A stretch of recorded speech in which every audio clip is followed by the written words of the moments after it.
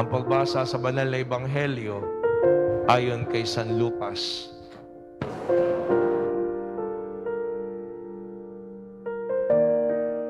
Nang panahong iyon, samantalang pinag-uusapan ng mga alagad kung paanong nakilala si Jesus sa paghahati-hati ng tinapay, si Jesus ay tumayo sa gitna nila. Sumainyo ang kapayapaan, wika niya sa kanila. Ngunit nagulat sila at natakot, sapagkat akala nila yung multo ang nasa harapan nila. Kaya't sinabi ni Jesus sa kanila, "Ano't kayo'y nagugulumihanan? Bakit nag-aalinlangan pa kayo? Tingnan niyo ang aking kamay at paa. Ako nga ito. Hipuin niyo ako at pagmasdan. Ang multo'y walang laman at buto, ngunit ako'y mayroon, tulad na nakikita niyo." At pagkasabi nito, pinakita niya sa kanila ang kanyang mga kamay at mga paa. At nang hindi pa rin sila makapaniwala dahil sa malaking galak at pagkamangha, tinanong sila ni Jesus, "May makakain ba riyan?" At siya'y binigyan nila ng kaputal na isdang inihaw. Kinuha niya ito at kinain sa harapan nila. Pagkatapos sinabi sa mga alagad, "Ito ang tinutukoy ko na sabihin ko sa inyo, nang kasakasama pa ninyo ako. Dapat matupad ang lahat na nasusulat tungkol sa akin sa kautusan ni Moises, sa mga aklat ng mga propeta at sa aklat ng mga awit." At binuksan niya ang kanilang mga pag-iisip upang maunawaan nila ang mga kasulatan. Sinabi niya sa kanila, "Ganito ang nasusulat, kinakailangang magbata ng hirap at mamatay ang Mesiyas at muling mabuhay sa ikatlong araw.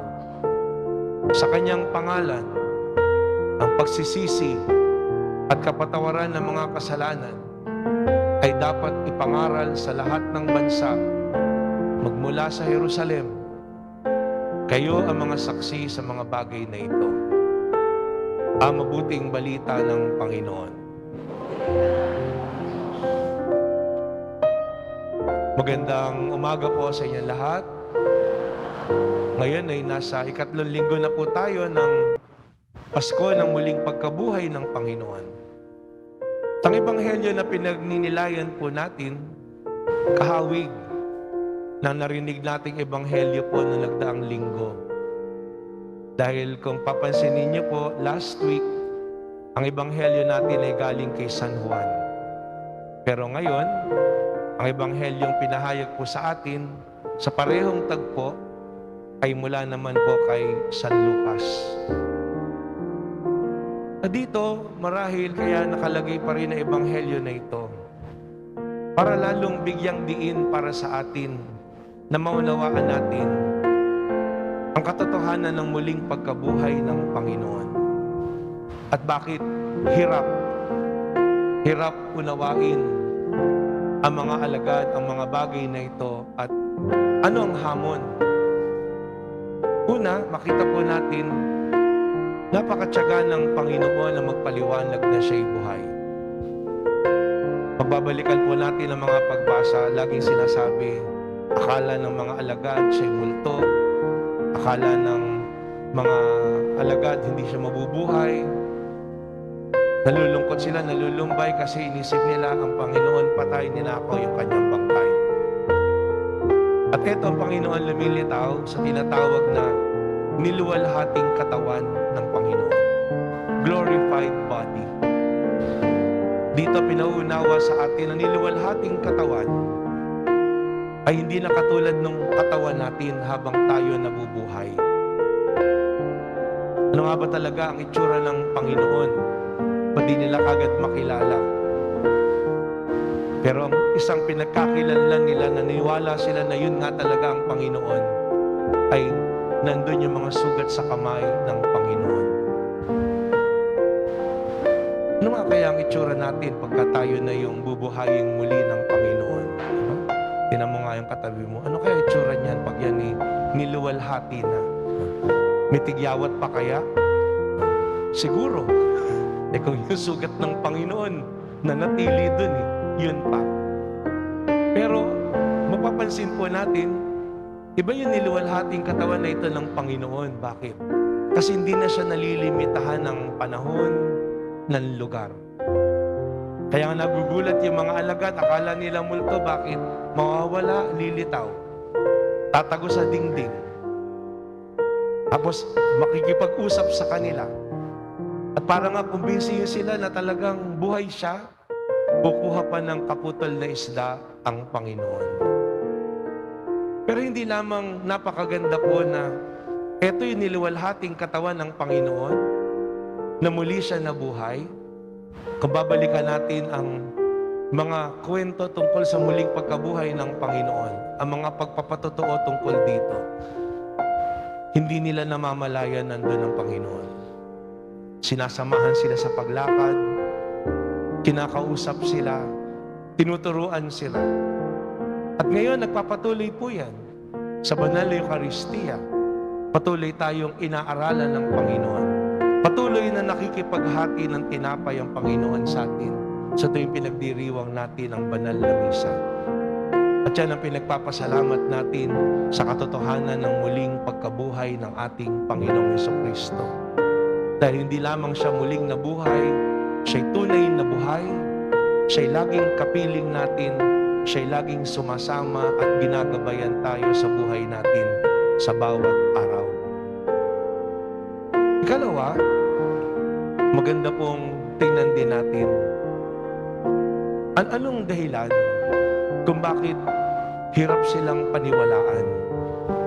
Kapapansinin po natin, binigyan din ng Panginoon yung dalawang bagay. Una, sabi ng Panginoon, kailangan talagang magbata ng hirap at mamatay ang Mesiyas at muling mabuhay sa ikatlong araw. Kung meron po pinakamahirap tanggapin sa ating buhay, yan po yung mga bagay na magpapalungkot sa atin. Nang dumating ang Panginoon, ang pagpapamalas ng demonyo ng kanyang kapangyarihan sa mundo ay tatlo: sin, sickness, and death.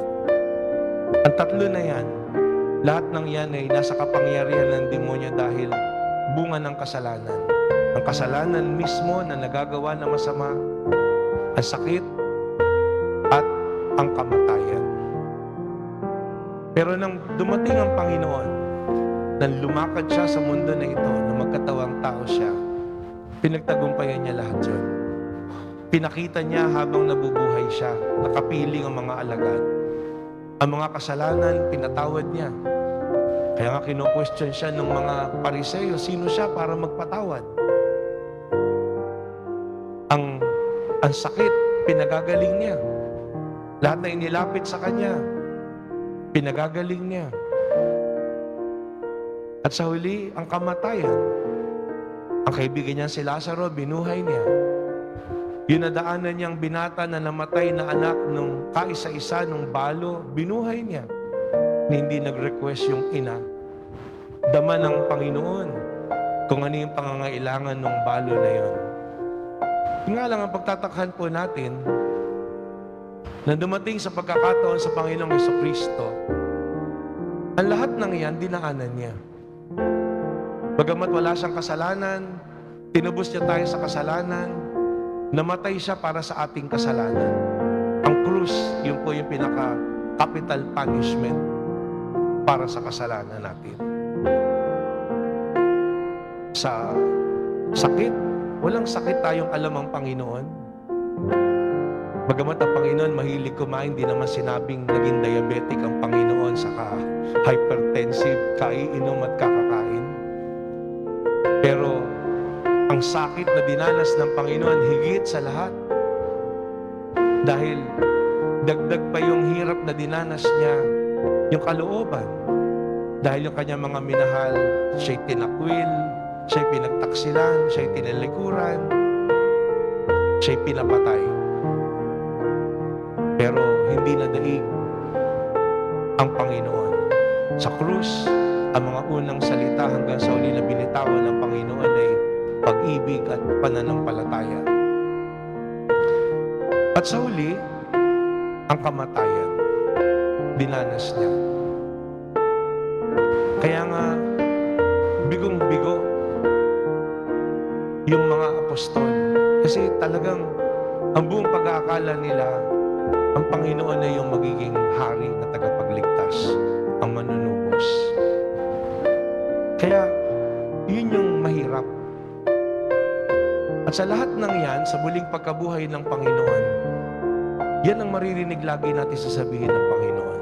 Sumayin niyo ang kapayapaan. Huwag kayong mabalisa. Huwag kayong maligalig. Huwag kayong mangamba. Huwag kayong matakot. Huwag na kayong mag-alinlangan. Sabi nga po na isang panulat, yun daw mga verses na yun, daang beses mo matatagpuan sa banal na kasulatan. At bakit paulit-ulit na sinasabi ng Panginoon? Sa iba't ibang tagpo sa Ebanghelyo na magpapakita ang Panginoon. Dahil ramdam ng Panginoon kung ano yung pinagmumulan ng mga ligalig natin na yan sa buhay. Dahil dinaanan niya. Siya mismo, alam niya yun.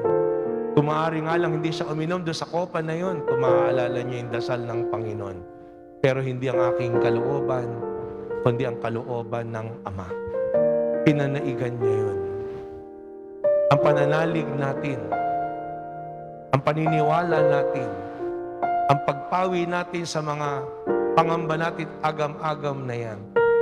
Ang pagtitiwala natin sa salita ng Panginoon na ang kasalanan, sakit at kamatayan ay pinagtagumpayan niya sa kanyang muling pagkabuhay. Yan ang magliligtas sa atin. Yan ang mag-aakay sa atin sa higit na buhay.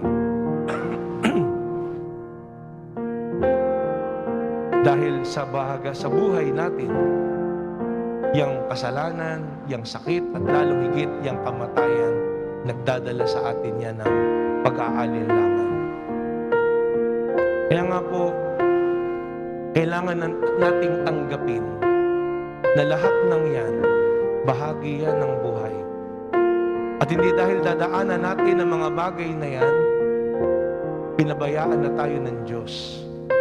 Alalahanin natin na ang napakagandang sinasabi ng Ebanghelyo, sa lahat ng yan, kasama natin ang Panginoon. Marahil di natin kagad naiintindihan, marahil hindi kagad natin nakikita. Pero sa iba't ibang kwento sa banal na Ebanghelyo, laging sasabihin sa atin, nandun ang Diyos. Si Jesus ay Emmanuel, kasama natin. Ang kailangan lang panaligan natin. Huwag tayong mag-alinlangan. Dahil ang Diyos magtsatsaga na ipauunawa sa atin ang kanyang kalooban hanggang mabuksan ang ating mga isip at mata at puso. Kaya nga po, yan yung naaalala ko po sa dalawang misa ko sa Patay. Yung isang misa ko po sa Patay, ang pinakamahirap pong misa at sermonan, yung namatay yung bata at yung namatay na biglaan o aksidente. Yan po yung mahirap sermonan. Pero na minsan, naalala ko po nun, meron po akong minisahan, namatay yung kanilang ama ng napakabata. Yung panganay niyang anak, grade 2 lang. Pero habang nagmimisa po ako, hindi ko maalis pansinin yung bata kasi habang nakatayo siya sa malapit sa altar, sisimba, katayo siya sa gilid na nanay niya, sisinghap-singhap siya. Umiiyak siya ng tahimik. Lumuluha, pero nakita mo sa sisinghap na ganyan katayo. Buong misa halos, titigil ng konti, pero sumasagot siya sa misa. Pag yung lahat ng tugon, pero maiyak lang, umiiyak. Nung natapos po yung misa, kinausap ko yung bata. Sabi ko, anong grade ka na? Sabi niya, grade 2 po. Ayan, pangalan mo. Tapos, mahal na mahal mo si papa mo. Ayan, opo. Ikaw ang panganay. Opo, ganyan. Ikaw nakako ang ama ngayon.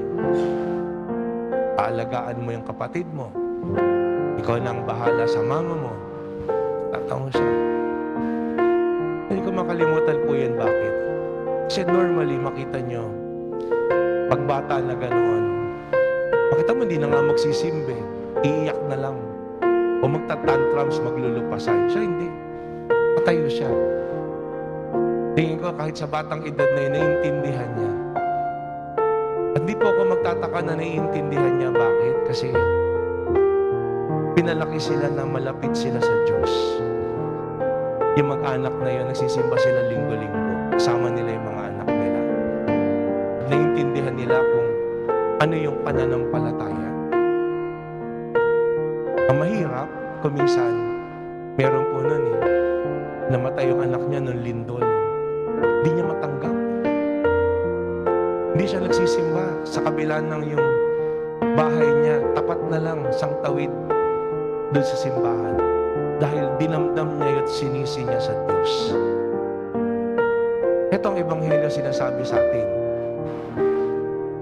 Ang Ama, ang Diyos, tiniis niya upang ipaunawa sa atin na bahagi yan ng buhay.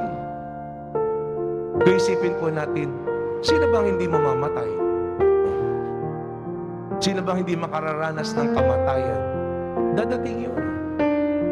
Pero anong hindi makapaghihiwalay sa atin sa Panginoon? Yung pag-ibig ng Diyos. Dahil sa bawat araw ng buhay natin, pinanghawakan natin yung pag-ibig na yan ng Panginoon. Mahaharap natin ang buhay. Ang malungkot, yung minsan na minisahang ko po, magkakagalit sila. Galit yung mga anak doon sa magulang nila. Libing ng kanilang magulang. Asawa ng kanilang magulang. Makita mo habang nagmimisa, nagsisimba. Pero yun ang sinasabi ng ikalawang pagbasa natin. Ang nagsasabi na nakakita sa Diyos, pero hindi tumatalima sa kanyang utos, sinungaling. Wala sila sa katotohanan. Dahil ano yung utos na yun ng Panginoon? Pag-ibig. At kahit nandun ang Panginoon na naghahandog ng kanyang sarili, dinuduldul na ng Panginoon yung kanyang sugat sa kamay at sa paa para sa atin, para sabihin, maski ako namatay, pinatigas mo yung puso mo dahil Dahil wala kang pag-ibig. Dahil nagkulang ka sa pag-ibig.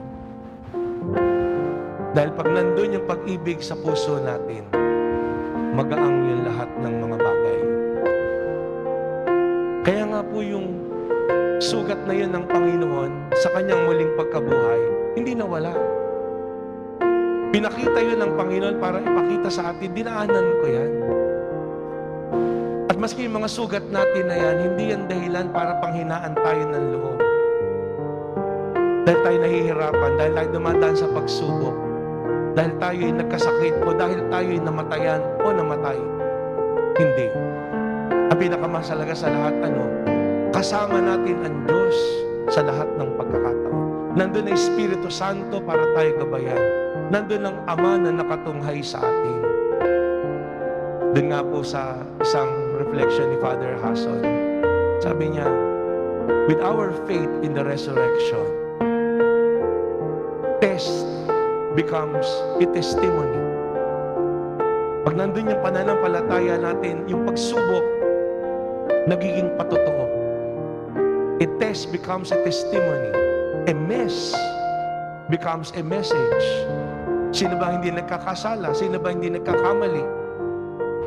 Pero hindi yung dahilan para panghinaan ka ng loob at magmukmuk at sisihin mo ang sarili mo o iba. It becomes a message. Kung nandun yung paghihilom, nandun yung pag-ibig ng Panginoon, mayroong pagkakataon para magsimulang muli. Humingi ng tawad, magpatawad, bumangon.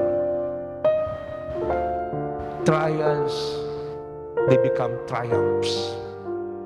Yung mga pagsubok, hindi para tayo pahinain, kundi para tayo patatagin, palakasin. Kaya nga po inuulit sa atin yung mensahe na yun sa huli. Ang pagsisisi at kapatawaran. Magkakambal po yun Yun ang magdadalisay at magpapaalab ng pag-ibig natin. Kaya nga po sa banal na misa, yan yung napakagandang grasya na binibigay sa atin. Dahil patuloy na binabahagi ng Panginoong Diyos ang kanyang sarili sa atin. Patuloy tayong inaaralan ng kanyang salita. Patuloy na pinauunawa sa atin ang mga bagay na daraanan natin sa ating buhay. At patuloy tayong sinasamahan ng Panginoon. Siya mismo na nag-aalay ng kanyang sarili para sa ating lahat. Sa pag-aalay niya sa atin ng kanyang katawan at dugo sa anyo ng tinapay at alak. Kaya nga sa huli, yan ang sasabihin talaga ni na San Pablo. Sa mabuhay o sa mamatay, ang mahalaga tayo'y kay Kristo. Ang grasya ng Panginoon ay hindi dahil dininig ang ating hiniling na tayo lumakas, na tayo gumaling, na tayo walang sakit, na tayo yumaman, na tayo dumunong, na tayo naging matagumpay. Ang sinagot na panalangin ay ano? Ay yung maramdaman natin na lagi nating kasama ang Diyos. Na lagi tayo pinupuspos ng Espiritu Santo at pinagahari ang kanyang pag-ibig at pagpapatawad, ang kanyang habag sa ating puso. Kaya nga po, sabi ni St. John Marie Vianney, yun ang napakagandang paliwanag niya. Sabi niya, prayer, yung ating pagdadasal, prayer enlightens our minds, nililiwanagan ang ating isip, and widens our hearts. Pinalalawak ang puso natin para sa higit na pag-ibig, habag, pagpapatawad at pagsisisi kung sakali man na tayo'y nagkakasala. At sa gayon, masasabi natin, higit na buhay. Nang nagsasermon nga po ako nung ganun doon sa may sakit na namatayan ng magulang.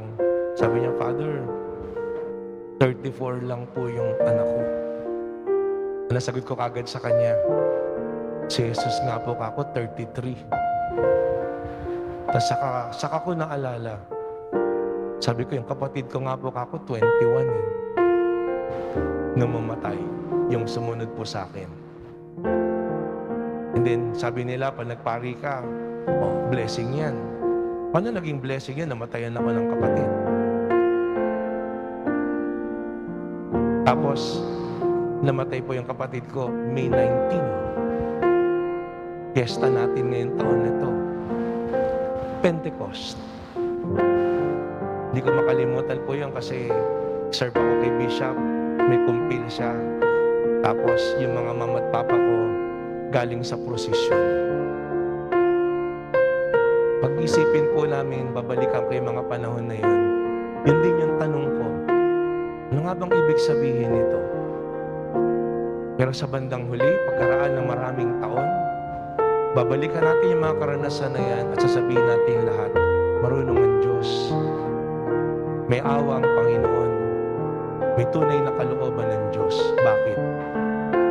Kasi po, pag binabalikan ko, inordinan ako noong December 1990. Namatay yung kapatid ko po, May 1991. Kung naunang namatay yung kapatid ko, bago po ako na-ordain, malamang hindi tayo magkikita-kita. Mas pipiliin ko siyempre yung pamilya. Kaya doon makita po natin, yun yung buhay. Yung sakit, yung kamatayan, yung kasalanan, nandyan lahat yan. Pero dahil inaalay ng Panginoon ang kanyang sarili at binibigay sa atin ang muling pagkabuhay na yan, yan yung tinitingnan natin. Sinasamahan tayo ng Panginoong Diyos. Kaya huwag nating sayangin. Huwag nating sayangin yung pagkakataon. Yan ang sinabi ng mga apostol. Lagi nating tingnan sa bawat araw ng ating buhay, paano tayo nagmamahal at paano tayo nagiging daluyan ng habag ng Panginoon. Paano tayo nagsisisi at nagpapatawad. Dahil yan ang sukatan na tayo'y tunay na mga nakakita sa Panginoon. Yan yung sukatan na tayo'y tunay na mga tagasunod